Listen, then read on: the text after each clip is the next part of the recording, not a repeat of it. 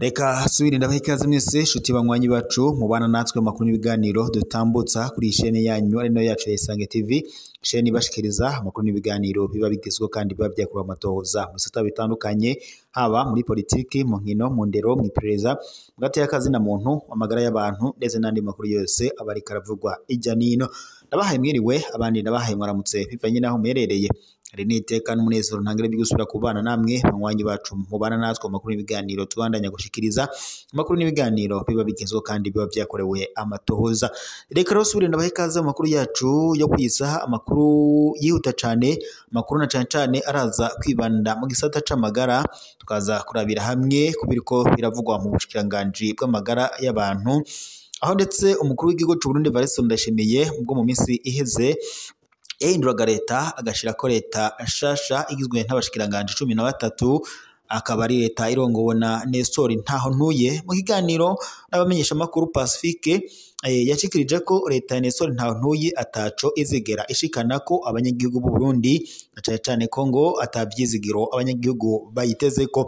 Muri aya makuru rero turaza kurabira hamwe kubiko biravugwa mu gisata c'amagara y'abantu, aho kuri ubu ngubu umushikiranganje ujejwe ico gisata ariwe Ridwin Baradahana kuri ubu ngubu ariko aradomwa urutoke ko yase gutunganiriza abanyagihugu. Turaza kubigaruka ko ku buryo bw'idonido vyose turaza akubibashikiriza.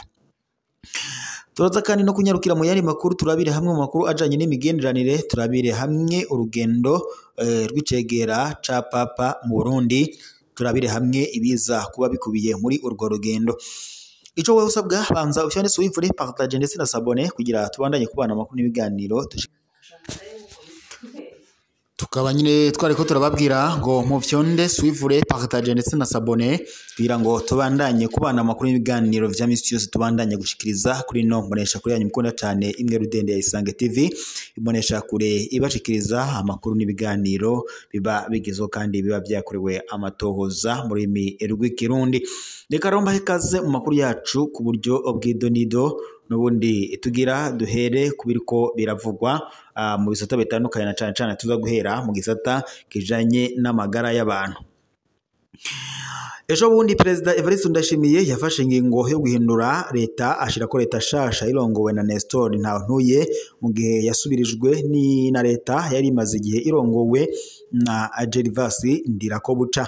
Gusa nubwo yakoze izo mpinduka mu butegetsi, hari bamwe mu basigaye mu mabanga na cyane abashikiranganje batatu.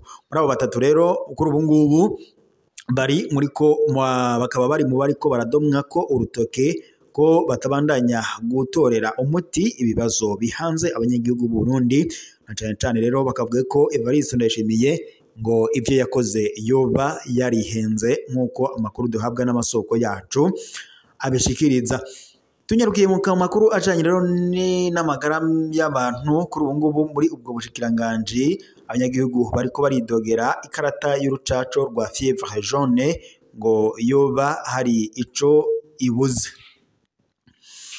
Hari abarundi benshi bavuga ko bagira ingorane mu ngendo na cyane ku mbibe za Tanzania na Kenya, mbere ngo yiyo bariko basohoka Uburundi bageze ikobero ngo kubera ikarata y'urucaco rwa fièvre jaune. Kuri izo mbibe kandi ngo babwirwa ko iyo karata y'u Burundi yataye igihe, ariko iyo ngo bagiye kuyigura ntaco babamenyesha.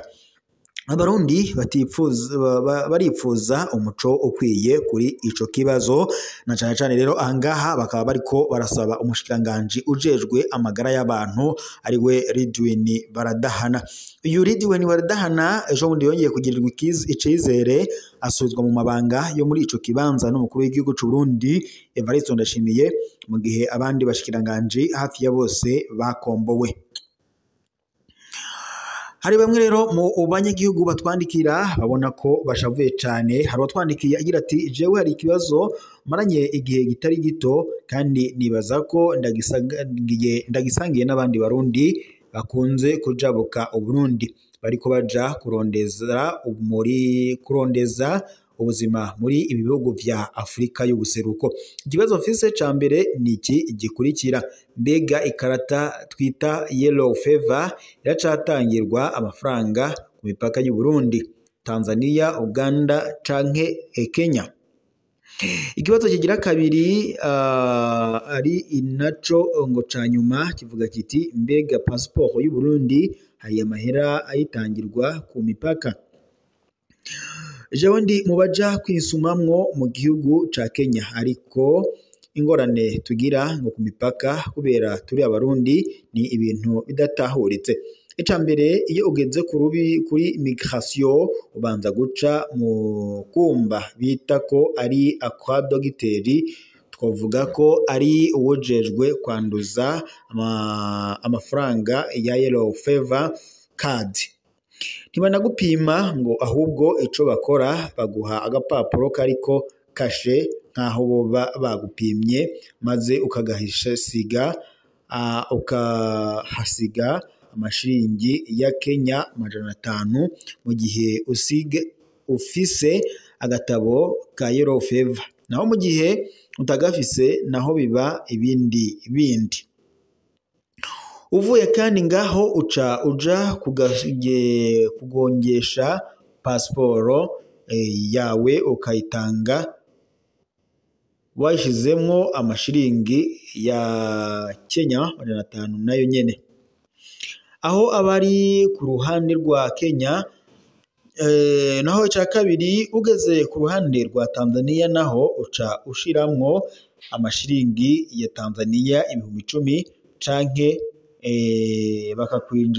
bakakwingenza ko ukisanga wabahaye ayashika 20,000 by'amashiringi ya Tanzania.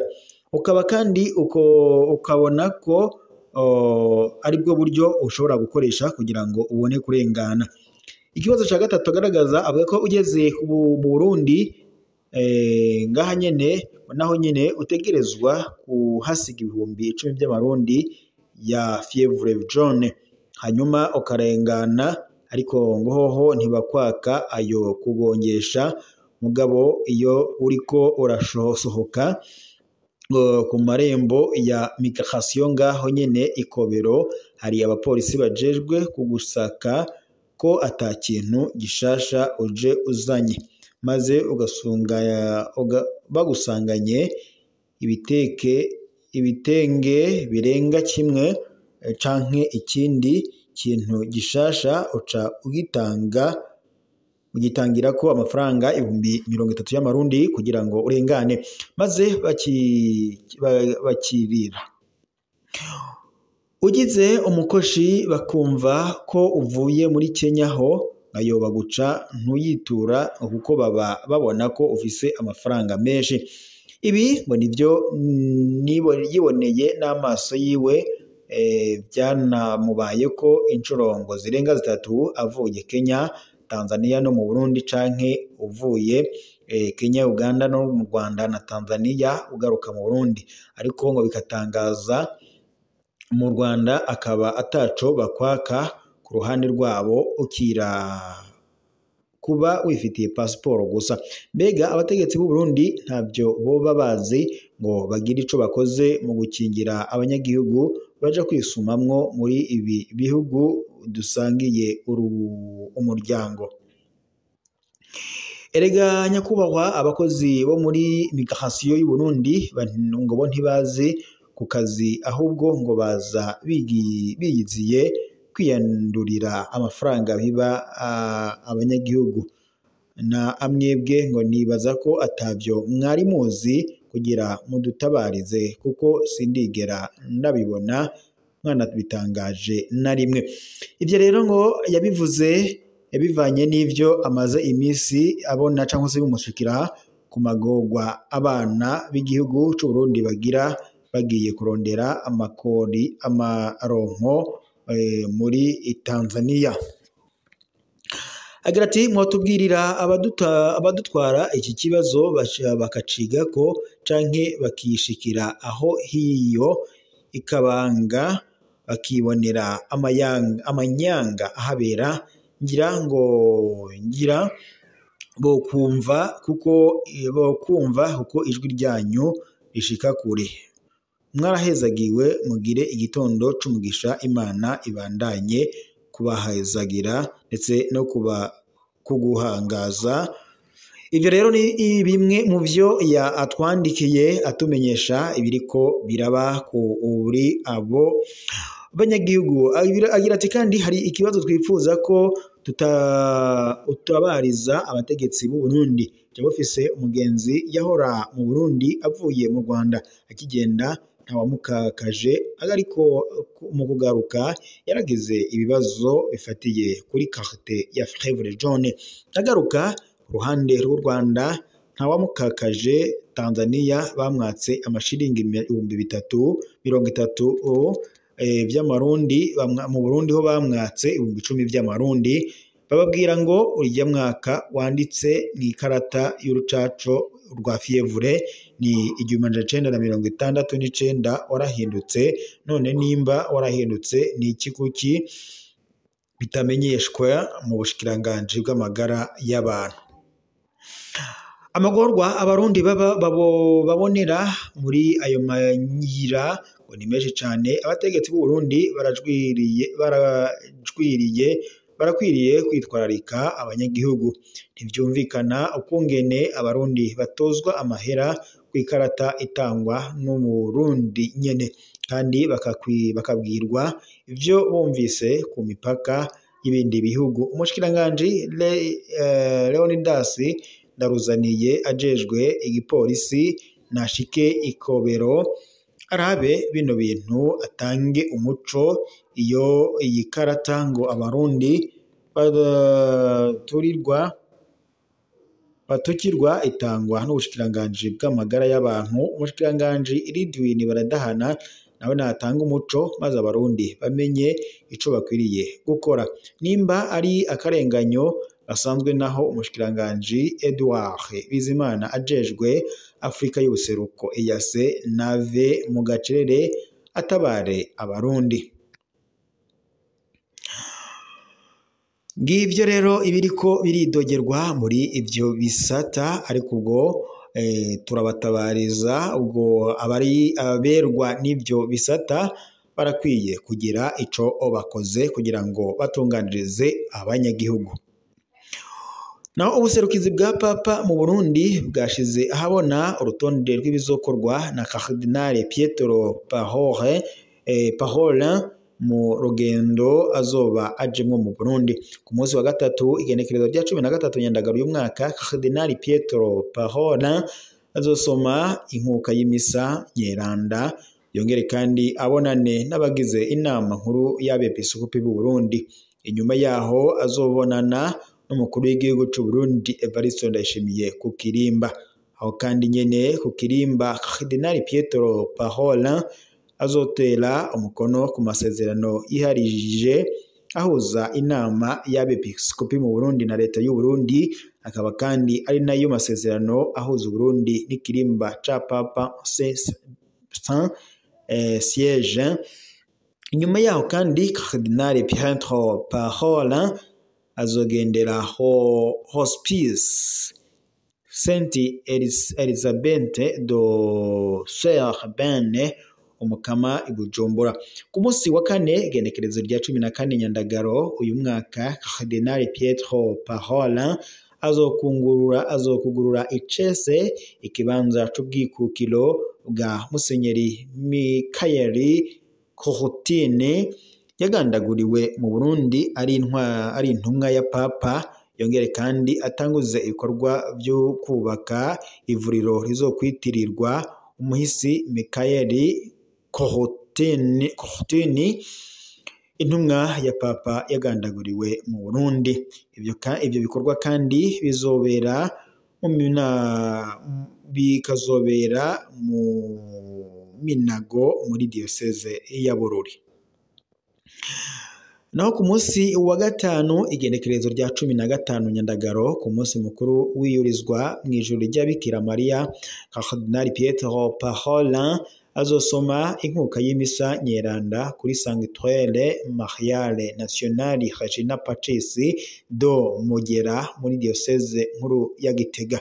Naho ku munsi wa gatandatu igendekerezo rya 16 Nyandagaro y'umwaka, umunyamabanga mukuru wa Vaticano Cardinal Pietro Parolin azobonana n'abasaseredoti kuri ka Grand Seminaire Saint Jean-Marie Vianney i Bujumbura. Inyuma yaho akazobanana n'abo bita supérieur majeur do statut religieux masculin et féminin. Azokurikira kandi inkuka y'imisa nyeranda azosomera abanyeshuri bose bo mu maseminari yo mu Burundi. Naho ku munsi w'Imana igenekerezo rya 17 Nyandagaro uyu mwaka, umunyamabanga mukuru wa Vaticano Cardinal Pietro Parolin azosoma inkuka y'imisa nyeranda yo gusozera yubile y'imyaka 60 y'imigenderanire n'ubucuti hagati y'u Burundi ndetse na Roma Sainte Siège. Iyo nkuka y'imisa ikazobera kuri Sanctuaire de Notre-Dame trois fois admirable de Scoe State ku musozi wa Siyoni i Bujumbura. Nguko rero uko ibintu vyari bihagaze ngaha mu Burundi. Makuru twari dufise muri aka kanya yari ayo ngayo, reka tube tuyasozere ngaha. Gusa mbibutse ko tuza gusubira mu makuru araza kubagizwe ko kuri imonesha kure yanyu mukorera cyane mwe Rudende ya Isange TV, monesha kure bashikiriza amakuru n'ibiganiro biba bigezweho kandi biba byakurwa amatohoza mu bisata bitandukanye, haba muri politiki, mu nkino, mu ndero, mu magara y'abantu, mwitoreza mu gataya kazi na muntu n'andi makuru yose haba yiriwe avuga ujya nino. Reka rero mbashimire mu makuru yacu twari ko tubashikiriza y'aka kanya, dusozerere ngaha turaza gusubira.